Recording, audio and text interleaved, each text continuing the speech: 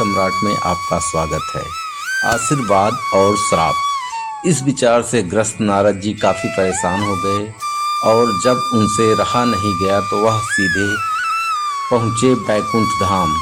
इस प्रश्न का समाधान पाने के लिए भगवान विष्णु के पास। नारद जी जैसे ही भगवान विष्णु के धाम पहुँचे, भगवान विष्णु उनके मन की बात पहले से जानते थे।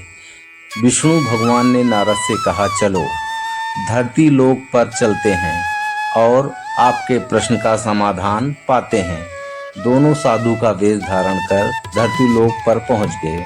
वह दोनों सबसे पहले एक बड़े व्यापारी के द्वार पर भिक्षा मांगने के लिए गए। उन दोनों को अपने द्वार पर देखकर व्यापारी बड़ा गुस्सा हुआ, उन्हें भला बुरा कहा और बिना कुछ दिए उनको वहां से जाने के लिए कहा। जाते जाते साधु के रूप में भगवान विष्णु ने उसे आशीर्वाद दिया कि तुम्हें और भी ज्यादा धन मिले। नारद जी को यह देखकर बड़ा आश्चर्य हुआ, लेकिन वह कुछ नहीं बोले और भगवान विष्णु के साथ चलते रहे। थोड़ी देर बाद वह एक बूढ़ी माँ की कुटिया पर पहुँचे। वह गरीब बूढ़ी एक छोटी सी कुटिया में रहती थी। उसके यहाँ जाकर जब दोनों साधुओं ने भिक्षा मांगी तो बूढ़ी माँ बोली, मेरे पास तो आप लोगों को देने के लिए ज़्यादा कुछ है नहीं, लेकिन हाँ, मेरे पास एक गाय है जो दूध देती है।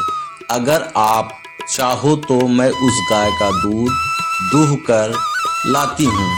आप दोनों के लिए उसे पीकर अपनी भूख शांत कर सकते हैं। साधुओं के हाँ कहने पर बूढ़ी माँ ने दोनों के लिए दूध का इंतजाम कर दिया। खुश होकर साधु के वेश में विष्णु भगवान ने जब बूढ़ी से कहा कि बताओ तुम्हें क्या चाहिए, तो बूढ़ी माँ ने कहा कि मुझे कुछ भी नहीं चाहिए, बस आपका आशीर्वाद दीजिए, मेरे लिए इतना काफ़ी है। आशीर्वाद देकर दोनों साधु वहाँ से जाने लगे।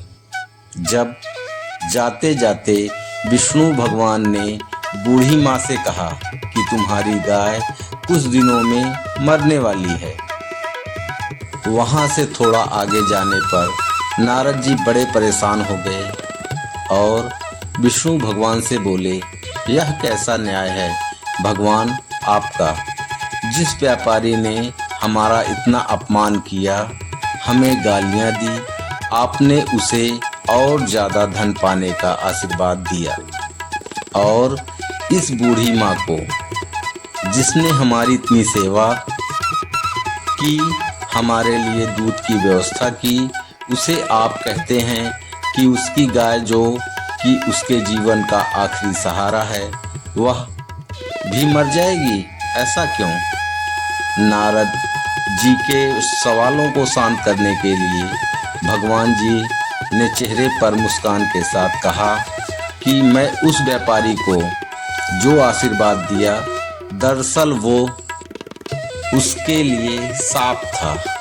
उस व्यापारी का मन पूरी तरह से धन कमाने में फंसा हुआ है और अगर उसे और ज़्यादा धन मिलेगा तो वह आखिरी समय तक उसी धन के पीछे भागता रहेगा और अगले जन्म में सांप बनकर उसके पास कुंडली मारकर बैठा रहेगा।